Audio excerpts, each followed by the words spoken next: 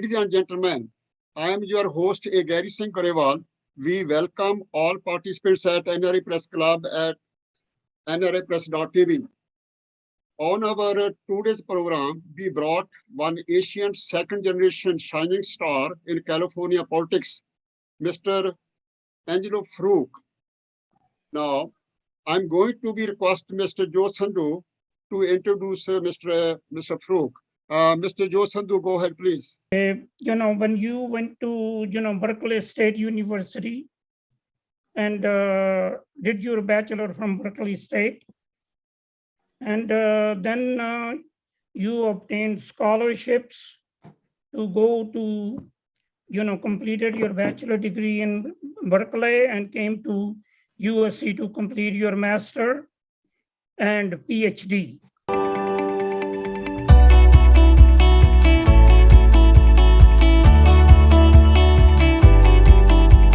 Thank you, Joe Sandhu. Baljeet, take over that one, and Mr. Bidda Farooq, him also. Go ahead, Baljeet. First of all, thank you very much for joining us, Angelo Farooq. I welcome you to NRI Press.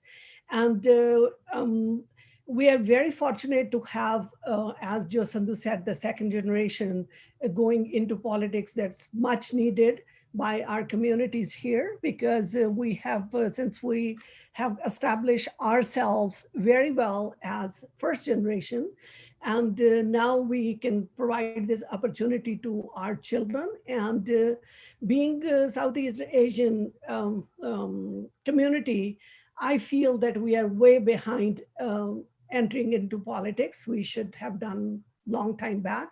I would like to know how your experience and your expertise will impact Southeast Asian community with your background. And if you are elected, then how will you help the economic situation of this community for future? Sure. Before I respond, I just want to express my profound gratitude to all of you. I mean, all of you are extraordinary leaders and people I admire and look up to, and I seek your mentorship.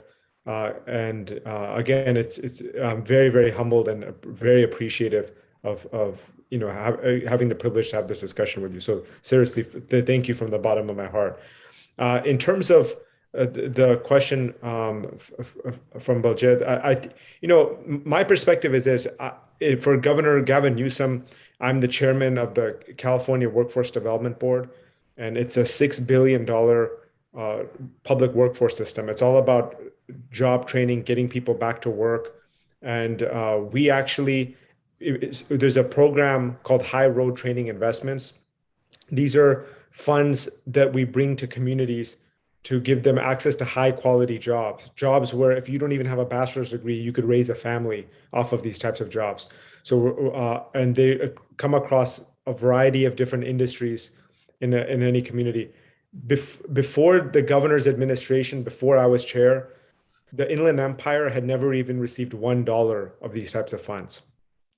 And it's not, I know for many of us, and Mr. Dillon, who's in Central Valley, the Central Valley did not receive $1 either prior to this. And so for those of us that have spent a lot of time in inland California, this is not a surprise. The Bay Area, Los Angeles, these areas get all of the attention. They have the political muscle to get resources to their communities. Under Governor Newsom and my chairmanship, the Inland Empire actually got the highest allocation of any region in California. The Central Valley also got funding for the first time, significant funding also. And, and I give the credit to the governor for doing this. But part of why I bring this up is that for our region, it's not good enough just to have a representative, somebody who's just going to go up there and make votes on bills. We need representation of people who have real relationships and leadership at a national, state level, so that we can have a real voice and access to resources and opportunities. I'm not saying this through empty rhetoric. I already have these existing leadership roles, like this workforce role for the governor, where I have a proven track record of delivering these things. In fact, I will, while we're talking, I can send you guys some links that actually show what I'm talking about as well. These are just some examples. This is not the only things that I've done, but these are just some examples. I don't know if you can see in the chat box, but I sent a few links. These are just, you can see the links, yeah. yeah, these are just some examples of specific things that I've been doing related to economic investments, bringing jobs in this region in my capacity. But my point is having this kind of experience, if I become elected as a state senator, I have even a bigger platform. I can advocate for state laws. I can advocate for policies and appropriations of funding to continue these kinds of efforts in a deeper way. Mm-hmm. And as I was reading about you a little bit, I see that you have a lot of endorsements. So is it hard to get endorsement from people, or how were you able to get that many endorsements? And tell us a little bit about your endorsements. Sure. So it's, especially when you're starting in a campaign early, the first thing people will say is, who's running against you? Mm-hmm. And they'll wait to see who runs against somebody, and then they'll say, okay, now I'm going to choose between these people. Yeah. That's typically what people do.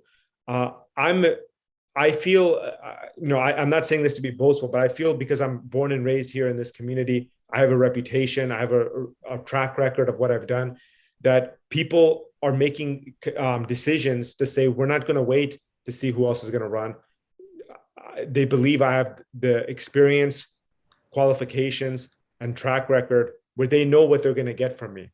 And I'm dedicated my entire life involved in public service. I love this community. When I went to Berkeley and USC, I had many job offers to stay in the Bay Area or Los Angeles.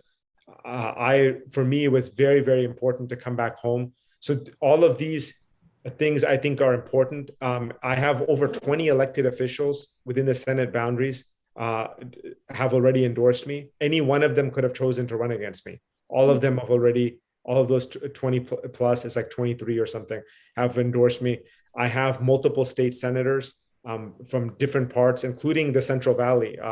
Melissa Hurtado, state senator from the Fresno Bakersfield area, she's also endorsed me. And part of the reason she endorsed me was, and being a Latina also, this is a high population of Latinos here, was because of that connection that we want to have people who can advocate for all of the communities in California that don't get the kinds of opportunities.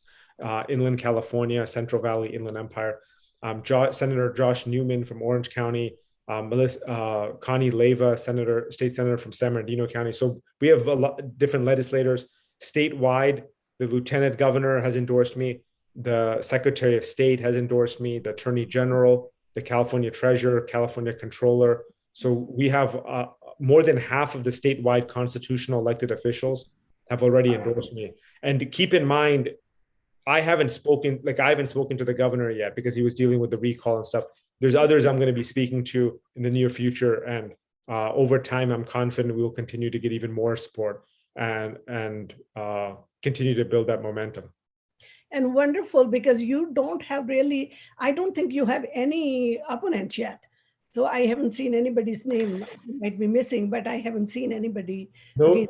Yeah, nobody else has filed yet, and we've already secured all of that support. And we've already raised almost $300,000 already from the general population, our general population. And so the reason I think this is all important is that if I came to you and I told you I want to run for this position, somebody else has already filed, and that person has over 20 endorsements, all these statewide, and has 300,000. You can imagine, even if you like me and we have values and we're from, brothers and sisters in our shared cultural community and so forth, you would think, you know what, I like you, but I want to make sure, you have a chance of winning. And this is not somebody is pretty far ahead from you. And so that's why it's very important for me to get the support now, continue to get that support, because it'll make it very difficult for other people to be competitive. Because politics is not a meritocracy. Anybody can win an election. And so it's important that we invest in the right people that have experience. Can I just respond to that real quick? Just say that, so you're right. The position is for the whole state in terms of you're making laws.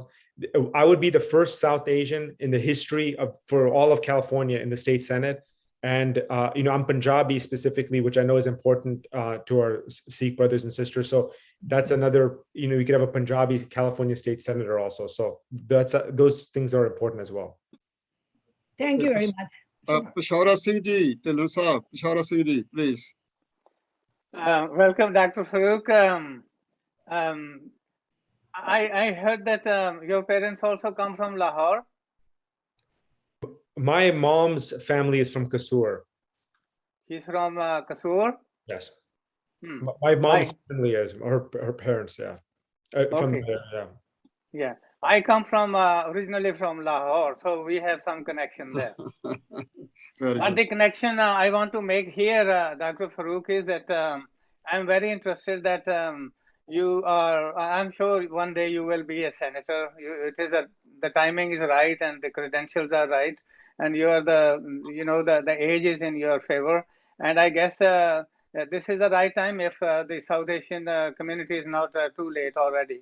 But the timing is right from that point of view also.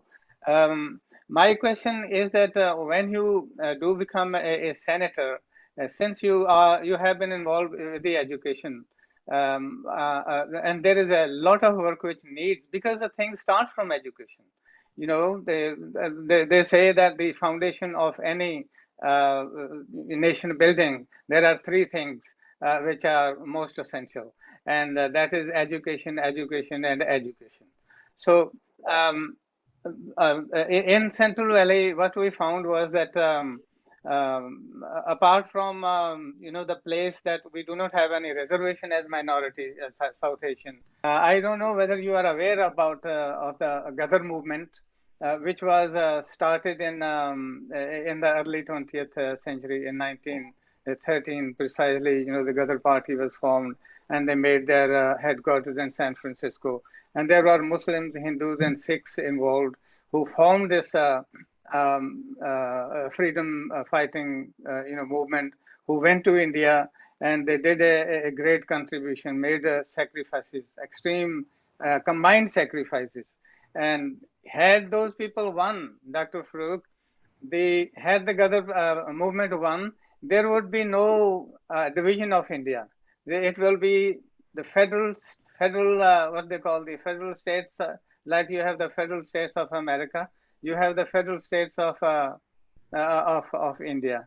And but unfortunately that time has passed. But what we can learn from those people who made this movement here, that they worked together, they came above the religion, ethnicity, and where they come from.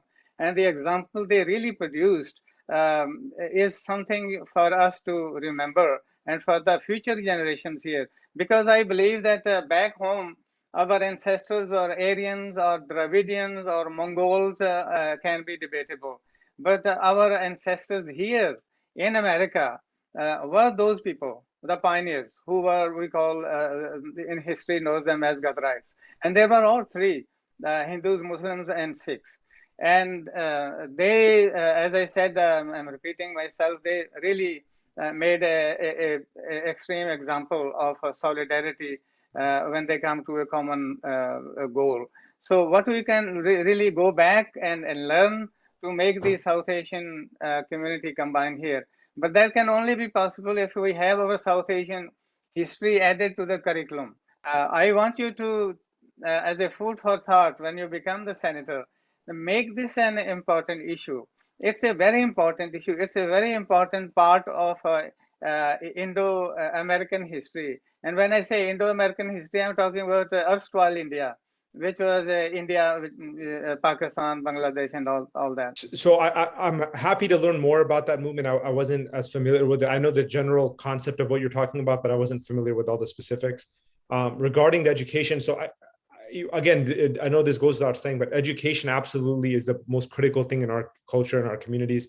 That's why I chose to be on a school board, elected office, as opposed to city council or other things, because for me, that's how I got my family and my mom out of poverty. And again, that's just the basis of how anybody does anything in the future is education. I spent my whole life involved in education. So I agree with you. The other thing I'll say is, to your point about the curriculum, this is something that's very important to me. I actually led the effort for our Riverside School District to be one of the first large school districts in Southern California to adopt ethnic studies as a high school graduation requirement, so that we actually, all of our students can learn about a lot of different cultures, and have not just Chicano studies and African American studies, but Asian American studies in general, right? And so we're working on developing those curriculums with the state, but we already have passed it as a high school graduation requirement. So even at my local level, I've already made tangible progress on that issue. And and our assembly member, Jose Medina, in our area, he actually passed legislation in the Assembly and the Senate to make all school districts mandatory. The governor, it's on his desk. I don't want to say definitively, what the governor's going to do, but I think there's a good chance that he will sign it. And so then it'll become a law for all of California. But our school district was one of the first ones. And it's not public yet, but there's a chance that the governor might actually sign the law in our school district in Riverside because of our leadership on this issue. So if you hear that announcement that the governor's coming to Riverside, that's the reason he'll be coming. It's not official yet, so don't confirm that, but we're in discussions with the governor's office about that right now. Bajinder Sidhu, please. Bajinder. Hello, Dr. Farooq. Thank you for your time. Can I also say, nobody needs to call me doctor. I don't. We're all brothers and sisters here. Okay. How should we address you? You can just call me Angelo. It's fine. Okay, Angelo. Thank you for coming over and spending your time. And from looking at your CV, I see you have a lot of experience and qualifications. I think you are a great resource for our community. I want to have some questions for you. And now, your experience about workforce development. Can you explain what is actually involved in the workforce development? And okay, another question is your international policy, Council on International Policy, and also Excite Technology Accelerator. Can you just explain to us these things, maybe put some light on it, we understand that better. And at the last one part of that, I would like to see what is that opportunity zone, what's that zone advisory committee, opportunity zone. What is the opportunity zones? Can you explain to us? Thank you.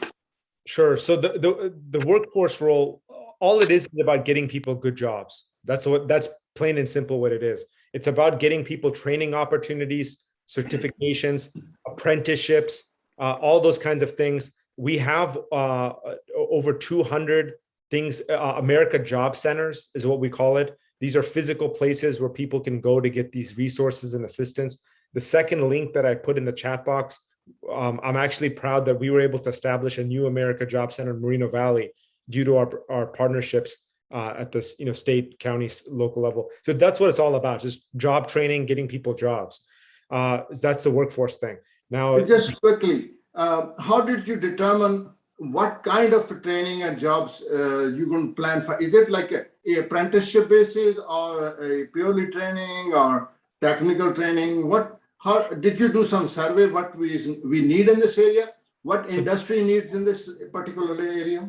That's a great question. So the way we look at it is that each labor market and economic market differs by region, right? Yeah. Like obviously, LA, Hollywood area is different than Silicon Valley and Inland. So we really make it on looking at labor market data on where is the demand coming from. We don't want to train people for jobs that they're not going to have openings for.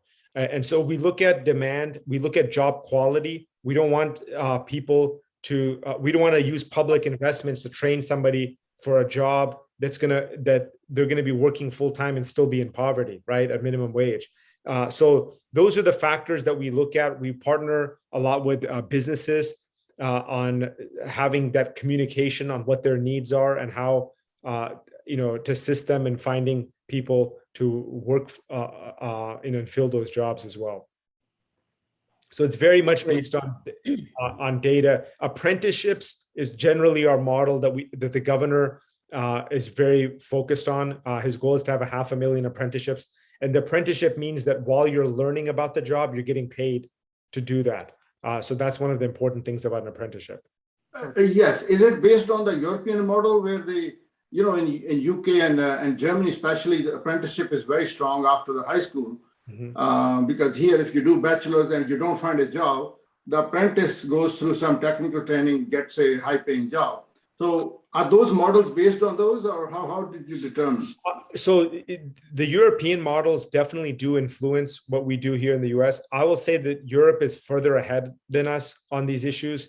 And there's a lot of stigmas that we need to clarify and create more awareness, because a lot of people, again, in our culture too, they think every one of our children needs to go to a 4-year college, even if the college is going to put them in debt and not even lead to a good job. So we want to make sure people are informed about the value of these different types of careers. And what's Opportunity Zone? Opportunity Zone is a federal initiative that basically creates tax incentives if somebody invests money into regions that have high unemployment rates or are economically distressed. So there's different regions that they'll classify as these are areas that are eligible for Opportunity Zone investments. And so those investors get tax benefits if they invest in those communities. How do we get the access to that opportunity? So I can, let me see if I can pull it up. I partially say all this that in general, I'm happy to always be a resource so that all of us in the community know that somebody can help answer these. Here's just a link from the IRS that gives some frequently asked questions regarding opportunity zones, if that's helpful for you. I just put it in the chat box. Thank you. Thank you. If you are elected as a senator, I would like to know that in the colleges, there are reservations for the Latinos, for Black Americans, and other communities which are not as minority as Southeast Americans are. But we don't have any reservations for us. How can you help them? How can you help our children to get admissions into the professional schools? Baljiji, can I add that here, Mr. Farooq, because I also have bachelor degree, master degrees here. I understand my kids also educated, University of Michigan, all that. Especially last 25 years, universities depending upon foreign students. They are so greedy to be double fees, triple fees like this. Our kids are going out of the country to be graduates, something getting degrees, even happening to my families also. What is your procedure? You will continue like this, or you supposed to tomorrow you are senator? What is your view for this? Sure. So do you want me to first respond to both together? I think they're related to each other. You can do one question answer. So, either way you feel. Okay. So first of all, in California, the state public agencies, there's a proposition that was passed called Proposition 209. Proposition 209 prohibits ethnicity to be a factor in giving any preference to anybody. So that might be a perception that these universities are reserving specific openings for certain students. In California, that's prohibited for public agencies. Now, private schools is a different matter. but they're private schools. We don't have, you can't regulate something what a private school is doing in terms of its admission policy, as long as they're not prohibiting. And recently Harvard University was involved in a lawsuit that went to, I think it went to the Supreme Court, but I know it went into the federal courts, where they actually sided with Harvard, saying that they should be able to make their own discretion on that diversity could be a value. My point is it is what it is. That's not something that I can necessarily, change or alter. That's just the way those things are. Now, in terms of our community, I'll say a few things. I think it's very important that our young people have mentorship opportunities to get insights on how to position themselves to be competitive, right? Whether it's for college, career. I'm happy to be a resource. And so if it's ever helpful, I'm happy to get on a Zoom where many of your it could be your children, your grandchildren, nephews, nieces, whatever, if they want to ask questions about things about career and positioning for letters of recommendation and things like that. I'm happy to have those discussions, because to me, if I can be an asset in helping our younger generations be competitive and have opportunities, I want to be about that. And so I'm happy to do that as well. Okay, thank you. Let me give everybody a chance there, because we have a very short time. Okay, Mr. Gupta, please. Mr. Gupta, please go ahead. Mr. Gupta. Mr. Farooq, thank you. Nice speaking. Do you understand the linkages in today's corporate world and clash of civilization? Number one, how you can help. I don't know, you may have read Tolstoy, War and Peace. So basically, how you understand the phenomenon of war and peace in the context of today's economic development, entrepreneurship. So because the war and peace and development and entrepreneurship are related to each other. Last question is that what extraordinary political process and intellectual process you will be doing extraordinary. What you are doing a normal person, extraordinary, because America is exceptionally extraordinary. So in that context, this is my last question. Thank you. I never gotten a question about, Leo Tolstoy and War and Peace. I'll be honest, I know that that's a very significant literature contribution in world history. I have not read War and Peace yet, so I don't want to speak out of ignorance. So I'm not sure exactly how to answer that first question. But in terms of what you're saying is like my methodology, my approach to being a legislator potentially, right? That's the second question? Yeah. No. I would like to add that because you as a coming up senator have to understand what is happening in the world today. Because if we do not understand, then in the whole it is sea of ocean, where there is a corporate capitalism working in the entire world. And there is, on the other side, there is a clash of civilization going on. If you do not understand all these processes, what will happen in the mainstream, what is happening, you will be going away, and then we are lost in everything. So they are interrelated to each other. Okay. Well, I will say this. I really appreciate your comment about the global perspective. I'm somebody who I've traveled to actually 50 countries throughout the world. And I'm not talking about airports. I'm talking about actually, being in the country. My wife is European. She's lived in 3 different countries and is fluent in, German, Bulgarian, English. So my point is I always look at things from a very global perspective. And to your point, I think it's important to be mindful of what kinds of best practices, policies, because we have to look at California as a country. We really do. It's the 5th largest economy in the world. If we are looking at things in a very small way, that we're one state out of the country, we're doing this our state a disservice. We have to see how we can be competitive economically, innovation based, education based from a global lens. And I will be looking at best practices and policies from a global perspective. I think that's a very important point you brought up. Thank you. One point only in adding that, as an entrepreneur, as a senator coming up, how will you make a coalition of different social groups, political groups, religious groups to work for a peace in the world? Because you cannot have an inclusive growth in California if you have not inclusive growth in the nation or the world.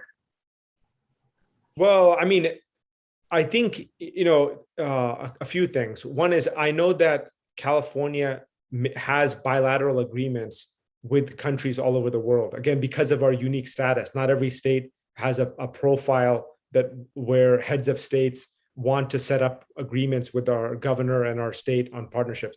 I would encourage those things. And as somebody who's traveled a lot throughout the world and has, developed relationships, I'm personally someone who would love to help facilitate that, including India, for example, right? Like California should have stronger bilateral relationships with India. That being said, I also want to be mindful of the fact that this position is completely a domestic position. We should be mindful of international best practices. We could be mindful of setting up bilateral opportunities between our state and other countries.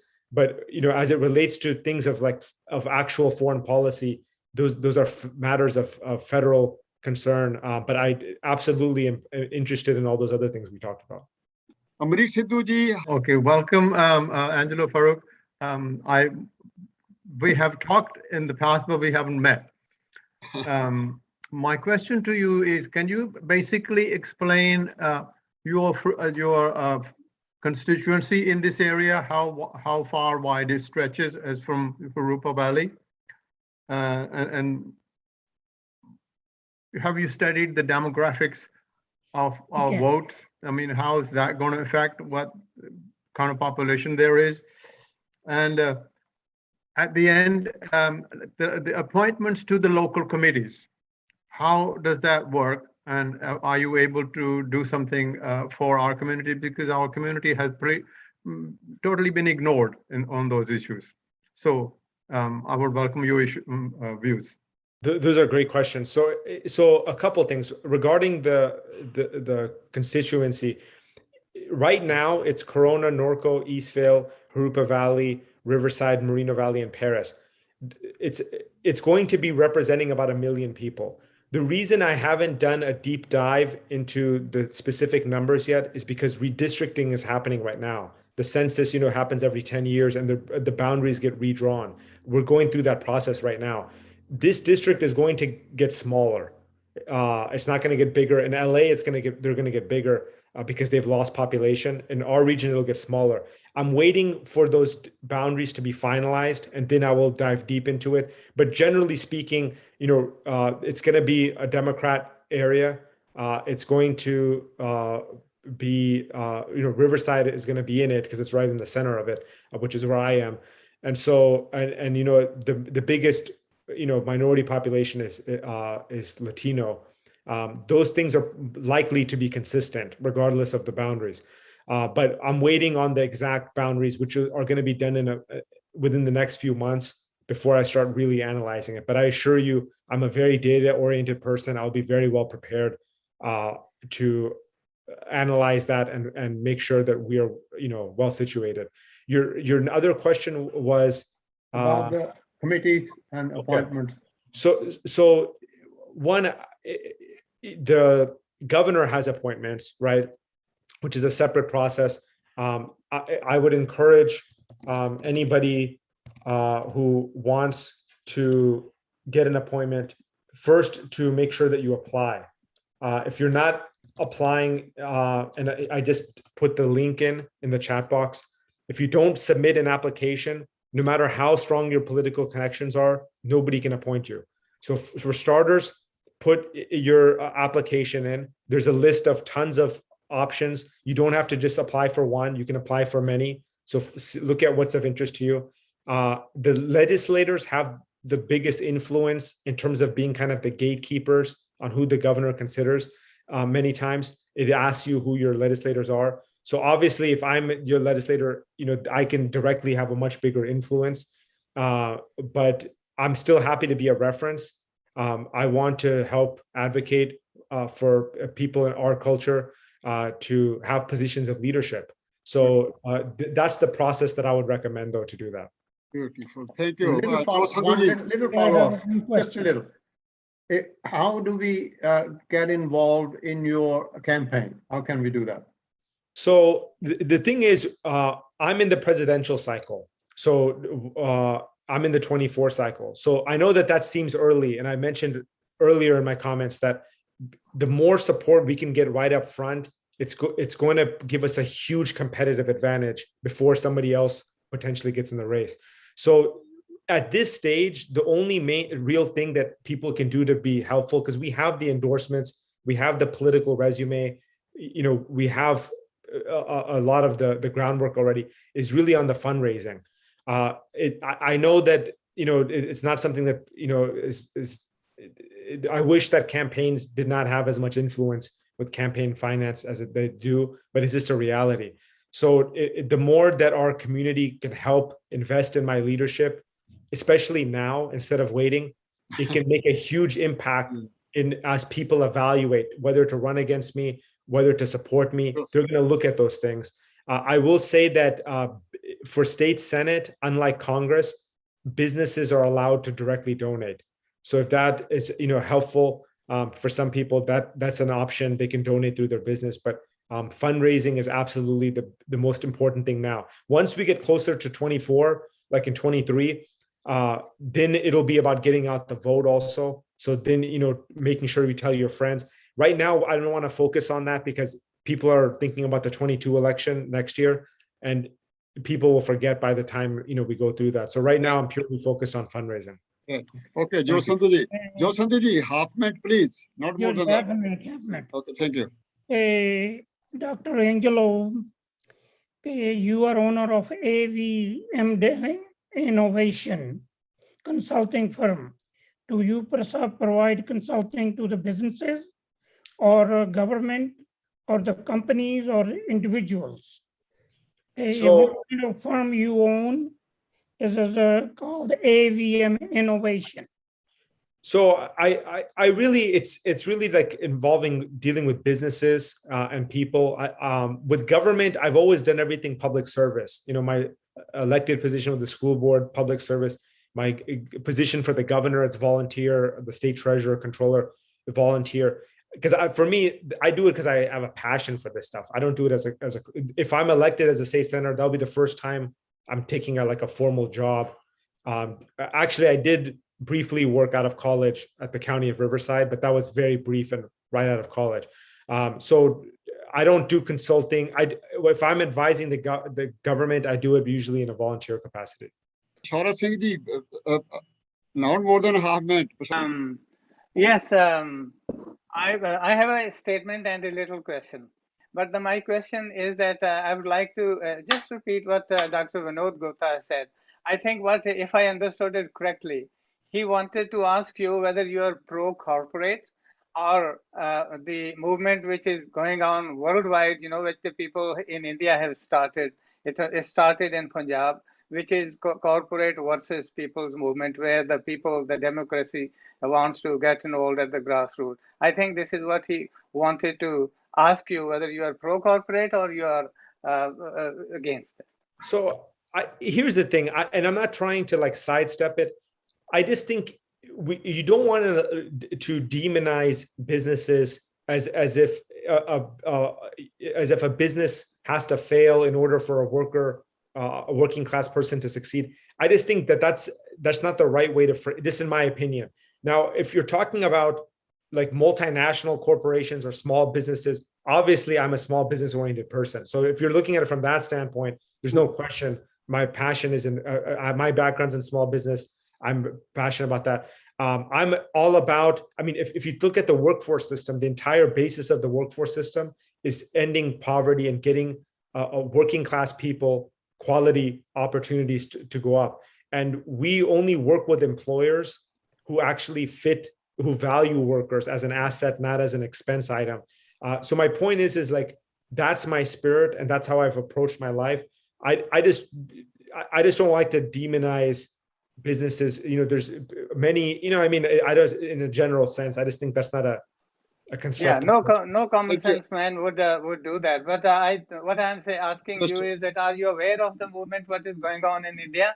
Yeah. And I think that is a little business versus the big corporate. You know that. Right. Regarding the farm workers and everything, yes, I'm very familiar with all of that. You Yes. know that. Very good. Okay, we have about 2.5 minutes. Baljinder ji, 1 minute, please. Then Baljit will be Okay. close after that. She can take whatever she want to do it. Okay, Baljit. Later on. Angelo, Baljinder. Angelo, I am delighted that you have taken the step to run politically, because everything is decided politically. So I wish that there will be more young people like you. You should set up a network with all our young people so that more and more should be encouraged to get into this one. That's the only solution to our problem. Thank you. I appreciate it. Baljit. Thank you. Okay, I have not few things to say, but a few minutes, few seconds. Okay, few seconds. You are a person of diverse interests, and God help those who help Help themselves. themselves. Yeah. That yeah. always been by like that, and you have done your way, and I hope God will be with you all the way. Thank you very much. Jo Sadhu ji, you have a good closing. Okay, Baljit ji, please. No, Close and for thank you very much. And we feel we are so fortunate to have you our second generation. I Yes. want to ask you last question, and we will close on that. That if you are chosen as a senator, you will be part of the creating the state laws. Is there anything that we can like you have in your mind that is a priority that you feel that this is what should be included into the state law? Well, I think there's so many, because there's so many issues, right? Healthcare, education, jobs and so forth. One area that I'm particularly want to try to deal with, and I bring this up only because this is going to be more relevant for people in Central Valley or Inland Empire, the Inland California. But if you look at the historical way that funding is sent on judicial matters, mental health, social services, there's a formula. It actually, per person, it goes higher to coastal communities. It's literally written into the system in California. Like San Francisco gets a much higher amount per person than like Central Valley or Inland Empire does. To me, this is a gross inequity. And I have some strategies in my mind on, because it's not going to be easy to pull that off, obviously, because you'd have to convince people to vote for something that they're giving up resources for their own area. But I have some strategies on how to do that. If I could do one big thing, I know it doesn't tackle like a lot of other issues, but I just think that's such an unfair thing that our regions have are just not getting treated with the same kind of opportunities. And I really want to see if I can help fix that. Thank you, Mr. Farooq ji. I think let me close that with a few words. First of all, we appreciate that definitely you are opening a door for young generation, Asian young generation. I will say that. I never say Indian or Pakistani, Bangladesh or Chinese, whatever. You are opening a door, I think, encourage other kids also, because like that, all my professional engineers here, we are professors, everything, but our kids are like you, but sometimes they need to be model. We can present that, Mr. Farooq or Dr. Farooq, I can say that too. Okay, please, let me continue to work together and bringing our community together. We are making a biggest network in the world that will be uniting our community together. Very great. I appreciate it. Thank you.